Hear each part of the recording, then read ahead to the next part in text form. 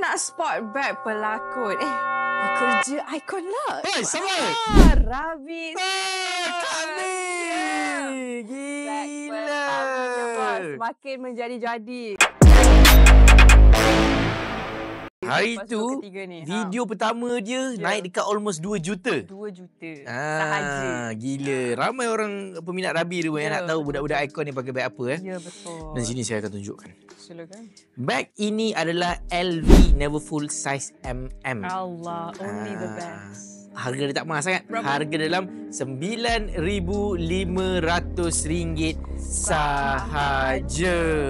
Tapi bos, ada dengar cerita betul ke yang kita bagi beg free je dekat pekerja, betul ke? Yang ni bukan lah. Ya, dia begitu. Kita hanya bagi sekiranya kalau dia capai. You capai target dapat lah. Kamu nak apa? Nak bag? Buat sale dulu. Ya. Syukur melapar kau.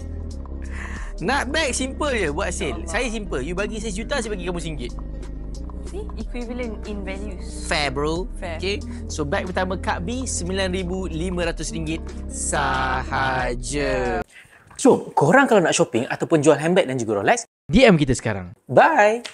Bag keduanya ini waktu kita pusing-pusing Penang. Tak tahulah, saya dah kawan dengan dia baru je. Ini adalah YSL Kit. Jom Rolex. Rolex. Gila Rabi. Saya pun tak pakai Rolex. Rabi dah pakai Rolex. Gila Rabi. Rabi, saya rasa ramai orang cakap sebenarnya Rabi adalah bos pada ikon. Saya ni pekerja.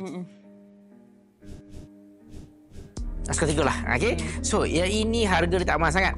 Harga dia dalam RM11,000 sahaja. Gila. Taste dia menarik bos. Taste dia sangat menarik. Apa lagi bag yang dia ada?